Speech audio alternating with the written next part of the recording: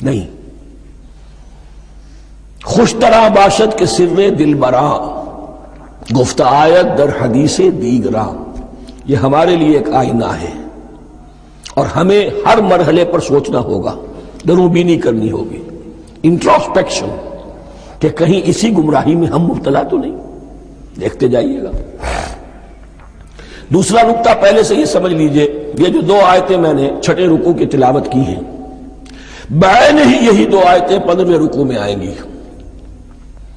اور اس کو یوں سمجھیے کہ یہ 2 بریکٹس ہیں. 9 رکوعوں کا مضمون ان 2 بریکٹس کے درمیان ہے. یہ 2 آیتیں یہاں سے بریکٹ شروع ہو رہی ہیں، وہ 2 آیتیں ان پر بریکٹ ختم ہو رہی ہیں. بعین ہی وہی آیات. ایک آیت میں تو شوشے کا بھی فرق نہیں، دوسری آیت میں صرف ترتیب بدلی ہے، مضمون وہی ہے. اس کے مابین جو کچھ ہے، اس سے باہر یہ جو 5واں رکوع تھا، اس کے مضامین گویا کہ ضرب کھا رہے ہیں بریکٹ کے اندر کے سارے مضامین سے. یہ حساب کا بہت ہی عام فہم سا قاعدہ ہے. بریکٹ کے باہر کوئی رقم لکھی ہوئی ہے جس کے بعد کوئی زبر، کوئی جمع یا تفریق اگر نہیں ہے تو وہ ضرب کھائے گی. بریکٹ کے اندر جتنی بھی ویلیوز ہیں ان کے ساتھ ضرب کھائے گی. تو گویا کہ ہر قدم پر حضور پر دعوت، ایمان لانے کی دعوت اس پورے معاملے میں موجود ہے. اس لیے کہ اس میں بعض آیتیں ایسی آ گئی ہیں، ایک زیادہ نمایاں ایک کم نمایاں، جن سے کچھ لوگوں کو مغالطہ ہوا یا کچھ لوگوں نے فتنہ پیدا کیا جان بوجھ کر. یہ فتنہ ایک بار پیدا ہوا تھا اکبر کے زمانے میں، دین الہی کی شکل میں، کہ صرف خدا کو مان لینا، آخرت کو مان لینا اور نیک اعمال کرنا نجات کے لیے کافی ہے، کسی رسول پر ایمان لانا ضروری نہیں ہے. یہ صوفیاء میں بھی یہ فتنہ بہت بڑے پیمانے پر آیا.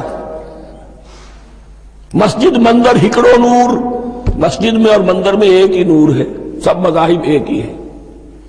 سارا فرق جو ہے شریعتوں کا ہے، عبادت کے ظاہری شکل کا ہے، وہ ہے رسولوں سے متعلق. رسولوں کو بیچ میں سے نکال دیجئے تو یہ دین الہی رہ جائے گا، اللہ کا دین.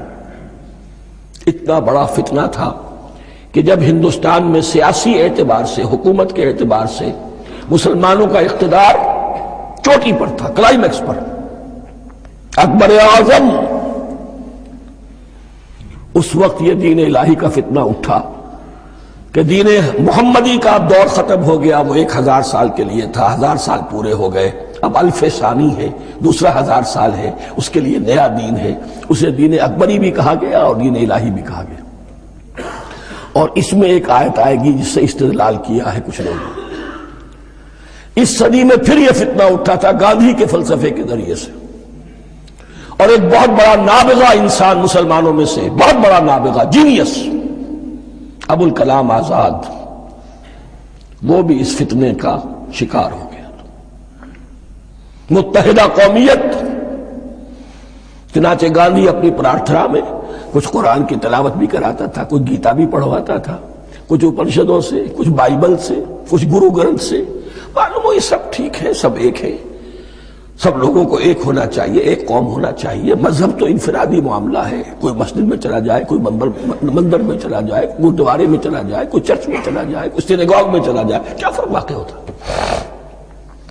اس کا توڑ یہی ہے کہ سمجھ لیجئے یہ جو 7 آیتیں ہیں 5ویں رکوع کی، یہ ہے بریکٹ کے باہر، اور یہ ضرب کھا رہی ہے مسلسل.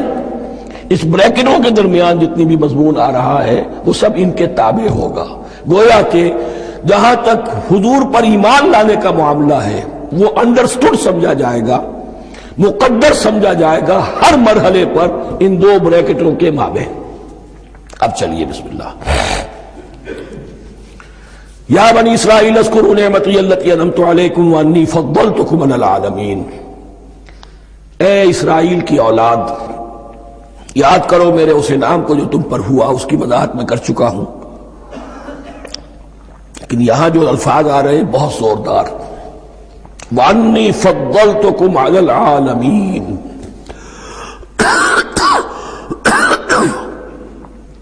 میں نے تمہیں فضیلت عطا کی تمام جہانوں پر. یہاں ایک قاعدہ نوٹ کر لیجئے، عربی نحو کا قاعدہ یہ ہے کہ کہیں ظرف جس میں کوئی شے ہے ظرف کی جمع لے لیتے ہیں، مراد ہوتا ہے مظروف، ظرف کے اندر جو شے ہے اس کی جمع۔ تمام جہانوں پر فضیلت، کیا فرشتوں پر بھی فضیلت؟ نہیں، جہان والوں پر، تمام اقوام عالم پر تمہیں فضیلت عطا کی، یہ مطلب ہے اس کا۔ تمام عالموں پر، تمام جہانوں پر، یعنی تمام جہان والوں پر، اس انسان عالم انسانیت کے اندر جتنے بھی مختلف گروہ ہیں، نسلیں ہیں، طبقات ہیں، ان میں فضیلت عطا کی۔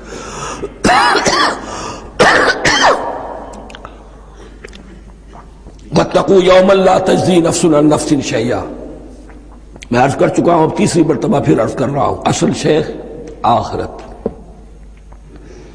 محاسبہ آخرت، یہ مستحضر ہوگا تو انسان سیدھا رہے گا۔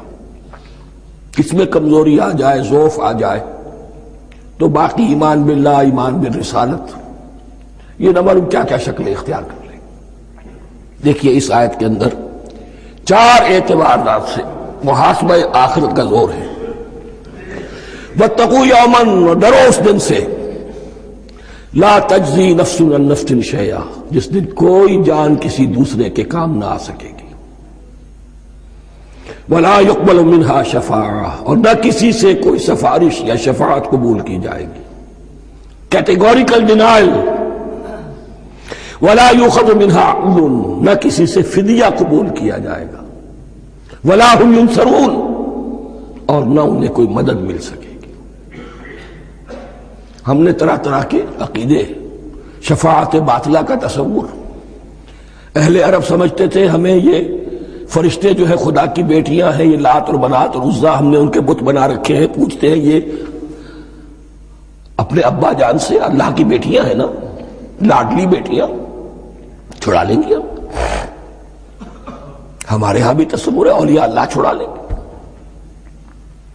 یا شفاعت باطلہ، خود حضور کی شفاعت کے بارے میں جو غلط تصورات ہیں، ایک شفاعت حقہ ہے، اس کی وضاحت کا یہ موقع نہیں ہے، وہ آیت الکرسی پہ جب ہم پہنچیں گے انشاءاللہ تعالیٰ اسی سورہ مبارکہ میں تو اس کی وضاحت بھی ہوگی۔ یہ سارے جو ہم نے جو گھڑ رکھے ہیں خیالات، ان کی نفی اس آیت کے حوالے سے کی۔ وَاتَّقُوا يَوْمًا لَا تَجْزِي نَفْسٌ عَن نَفْسٍ شَيْئًا، کوئی انسان دوسرے انسان کے کام نہیں آ سکے گا۔ وَلَا يُقْبَلُ مِنْهَا شَفَاعَةٌ، کسی جان کی طرف سے کوئی سفارش قبول نہیں ہوگی۔ وَلَا يُؤْخَذُ مِنْهَا عَدْلٌ، نہ کوئی فدیہ قبول کیا جائے گا۔ وَلَا هُمْ يُنصَرُونَ، نہ انہیں کوئی مدد مل سکے گی۔ اب اس کے بعد اللہ تعالیٰ کے احسانات اور ان کی طرف سے جو ناشکریاں ہوئی ہیں ان کی بڑی تفصیل کے ساتھ اب بات چلے گی، تفصیل نہیں، تیزی کے ساتھ۔ یہ واقعات کئی 100 برس کے ہیں، لیکن ایک تو یہ کہ ان کی تفاصیل مکی صورتوں میں آ گئی ہیں، سب سے زیادہ سورہ اعراف میں ملے گی، اور بھی کئی صورتوں میں آپ کو مل جائے گی۔ یہاں پر تو پے بپے، جیسے کہ ایک قرارداد جرم کسی پر کی جاتی ہے تو اس میں سب گنوائے جاتے، تم نے یہ کیا، یہ کیا، یہ کیا۔ وَإِذْ نَجَّيْنَاكُم مِّنْ آلِ فِرْعَوْنَ، اور ذرا یاد کرو جب کہ ہم نے تمہیں نجات دی تھی فرعون کی قوم سے۔ يَسُومُونَكُمْ سُوءَ الْعَذَابِ، وہ تمہیں بدترین عذاب میں مبتلا کیے ہوئے تھے۔ يُذَبِّحُونَ أَبْنَاءَكُمْ وَيَسْتَحْيُونَ نِسَاءَكُمْ، تمہارے بیٹوں کو ذبح کر ڈالتے تھے اور تمہاری عورتوں کو زندہ رکھتے تھے۔ عورتیں تو پھر ان کے کام آتی تھی، گھر میں کام کاج کے لونیاں بنتی تھی، گھروں میں ڈال دیتے تھے، لیکن لڑکوں کو، اور یہ 2 موقع پر ہوا ہے بنی اسرائیل کے ساتھ، یہ بعد میں انشاءاللہ اس کی تفصیل آئے گی۔ وَفِي ذَلِكُمْ بَلَاءٌ مِّن رَبِّكُمْ عَظِيمٌ، اور یقیناً اس میں تمہارے رب کی طرف سے تمہارے لیے بڑی آزمائش تھی۔ وَإِذْ فَرَقْنَا بِكُمُ الْبَحْرَ، اور یاد کرو جب کہ ہم نے تمہارے لیے سمندر کو پھاڑ دیا یا دریا کو پھاڑ دیا۔ یہ ایک مختلف فی بات ہے کہ کس جگہ سے کراس کیا تھا بنی اسرائیل نے ایجپٹ سے سینائی پیننسولا آنے کے لیے، جزیرہ نما سینا میں۔ ایک رائے یہ کہ دریائے نیل کو کراس کر کے گئے ہیں، لیکن یہ بات غلط ہے، دریائے نیل تو مصر کے اندر ہے، وہ کبھی بھی مصر کی حد نہیں بنا۔ کسی کی رائے یہ ہے کہ جو خلیج سویز ہے، بحر قلزم جو ہے، ریڈ سی، وہ اوپر جا کر 2 کھاڑیوں میں تبدیل ہو جاتا ہے، خلیج عقبہ مشرق کی طرف اور خلیج سویس مغرب کی طرف، اور ان کے درمیان میں یہ سینائی پیننسولا جو ہے یہ تکون ہے، جیسے ہندوستان بھارت تکون ہے ایسے یہ پیننسولا ہے، انڈین پیننسولا، سینائی پیننسولا۔ اور یہ سویس کینال تو بعد میں بنی ہے، خلیج سویس اور میڈیٹرینین بحیرہ روم کے درمیان یہ کچھ چھوٹی چھوٹی، اگرچہ چھوٹی تھی سمندر کے لحاظ سے، بہت بڑی بڑی جھیلیں تھیں، اور ان جھیلوں ہی کو پھر جوڑ جوڑ کر درمیان میں جو خشکی تھی اس کو کاٹ کر سویس کینال بنائی گئی ہے۔ تو اب تو یہ مسلسل ایک رابطہ ہے، لیکن معلوم ہوتا ہے کہ یا تو خلیج سویس کو کراس کیا ہے حضرت موسیٰ علیہ السلام نے، اور یہی میری رائے زیادہ یہی ہے، اس لیے کہ کوہ طور جو ہے وہ اس پیننسولا کی ٹپ پر ہے، نیچے ہے یہاں، جہاں پر بھی ان کا قیام رہا، اور جہاں پھر حضرت موسیٰ کو 40 دن کے لیے کوہ طور پر بلا کر اور پھر انہیں تورات دی گئی ہے۔ تو معلوم ہوتا ہے کہ جو خلیج سویز ہے اسے کراس کیا ہے۔ کراس کس طرح کیا ہے کہ حضرت موسیٰ کے عصا کی ایک ضرب سے سمندر پھٹ گیا، فَكَانَ كُلُّ فِرْقٍ كَالطَّوْدِ الْعَظِيمِ، دونوں طرف چٹانوں کے مانند پہاڑ کی طرح جو ہے وہ سمندر کھڑا ہو گیا، اس کے راستے سے یہ نکل گئے۔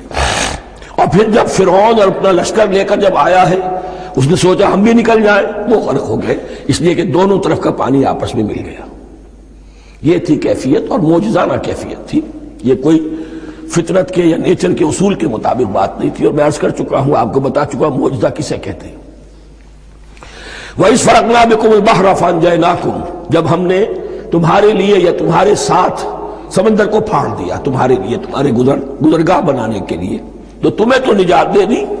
وَأَغْرَقْنَا آلَ فِرْعَوْنَ وَأَنْتُمْ تَنظُرُونَ، اور تمہاری نگاہوں کے سامنے فرعون کے لاؤ لشکر کو غرق کیا، تم دیکھ رہے تھے، یہ گزر چکے تھے، اس ساحل پر کھڑے ہیں، ادھر سے یہ داخل ہوئے ہیں، اور پانی دونوں طرف سے آ کر مل گیا اور یہ غرق ہو گئے۔ وَإِذْ وَعَدْنَا مُوسَىٰ 40 لَيْلَةً، اور یاد کرو پھر جب کوہ طور پر ہم نے موسیٰ کو 40 دن کے لیے بلایا۔